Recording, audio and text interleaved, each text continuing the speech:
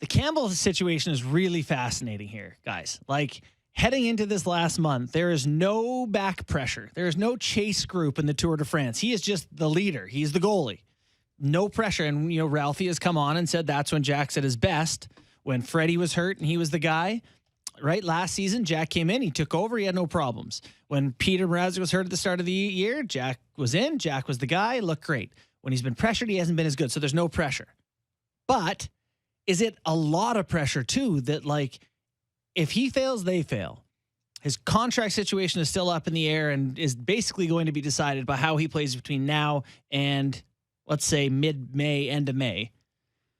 I mean, is it a lot of pressure or is it no pressure for Jack right now? I think you bring up a valid point, and that is that there isn't the pressure to win every game. No, if he has a bad night, he's going back in. There isn't that looking over your shoulder and seeing another team and scoreboard watching. So they have 14 games left to go. And it is now a buildup for him. Mm. Does it get to the point where he's feeling as good as he did in November? Probably not. But we've said this before on this show that it's not a 935, 938 save percentage that you're looking for. Right. It's just not the 889 that you welcome back at this point. Yeah. So is there going to be a comfort zone for him at 912, 914 that can get the job done, let the offense do what they have to do, and just hope that you give them the saves that you're expected to make? Mm-hmm. And that's what you're really looking for. This is like such a minor quibble, but that third one that goes in that McEwen tips, like he tips it. It's redirected. He had no real chance on those sort of things. But God, those just went in all the time on him from like December on. And I don't know. McEwen didn't even tip it. It went off of Camp's leg. Oh, and it looked like McEwen tipped it, but it went off Camp's leg and it changed directions. But you're right. Every point shot. It just felt like everything went through. It feels like every point shot for 2 months. You're hanging on. Went in. It really did feel like that. And teams obviously figured that out, and we're doing a lot of point shots. I'm looking at the Leafs schedule here. They have one back-to-back left, and it's tonight and tomorrow night. So tonight against Tampa, tomorrow against the Cats. Of the 14 games remaining, including that back-to-back, how many does Jack go? Great question. 14 games? I would think that you are in a position now where you have to get Kallgren ready as well. Yeah, you're right. No. This is like 4, if not 5 starts. Mm-hmm. I would be looking at minimum for Kallgren just in case I need him. He's it. Yeah, and like rookie goalies have had these bizarre runs in NHL history before. You do have to prep him like he may have to play meaningful hockey here. Peter Mrazek is going to come back, call it a week into May when the second round or the first round is underway. Like, you're not going to give him any run at that point. So it's Kallgren. So what do we have, Sammy? We know he's going to get in Florida tomorrow night. I would imagine so, right? Yes. And after that? Dallas on Thursday, Montreal Saturday is the rest of this week. I just can't decide if I want to give him all easy games or do you want Jack to see some of the nights where you should expect favorable results for his confidence? That's another valid point. It might be a role reversal here if you're going to try to prep Kallgren in the event that you may need him to come into relief or start a game. Yeah.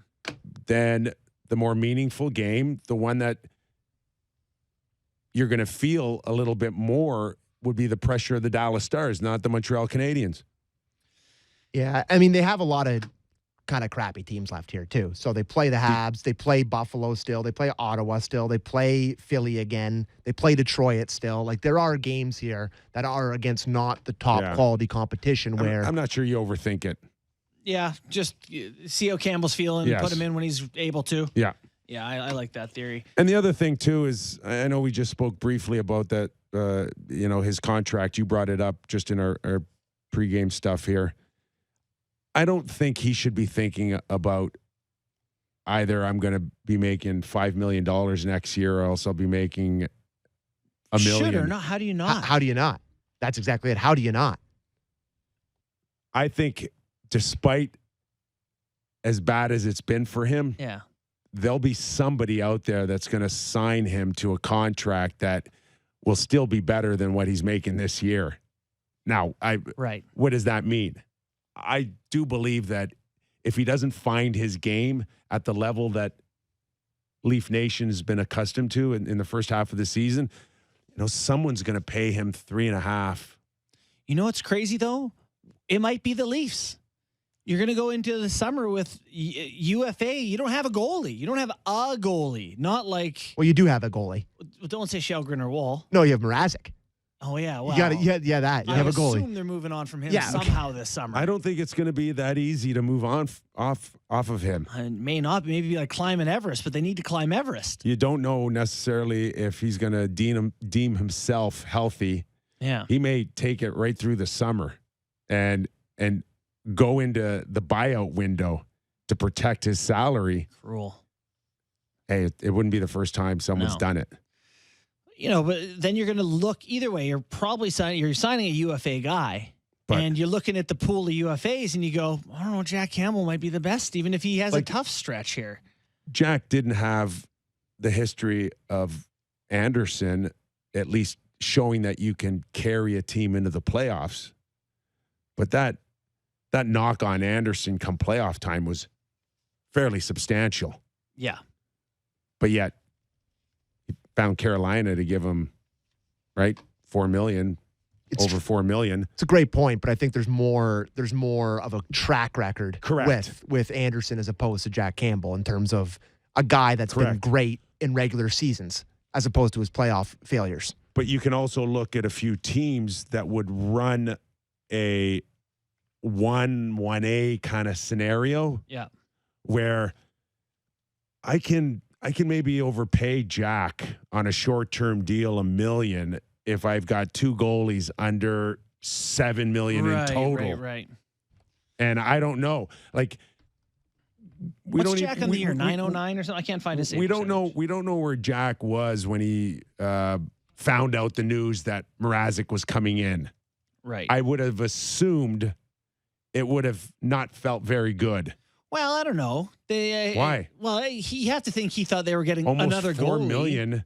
Yeah, and him like not coming in. He didn't sign $4 million to be a 25-game starter. He came in to challenge for the number one job. He didn't come in to play 16 games and post an 880? No.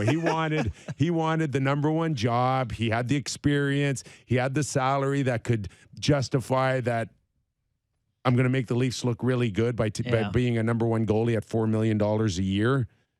Nothing of it materialized, but for Jack to now come back to the Leafs and think that he's going to sign a contract in that $3.5 million range again would put him right back to the spot that he didn't want to be in to begin with, and that is a 1A. Well, he's not signing to be a 1 anywhere. However, I am shocked to see that he's still a .914 save percentage guy. He's played 41 games and he's a .914, which is above league average. So, man, that hot start to the season has carried him through. But, man, he is hanging in there still somehow.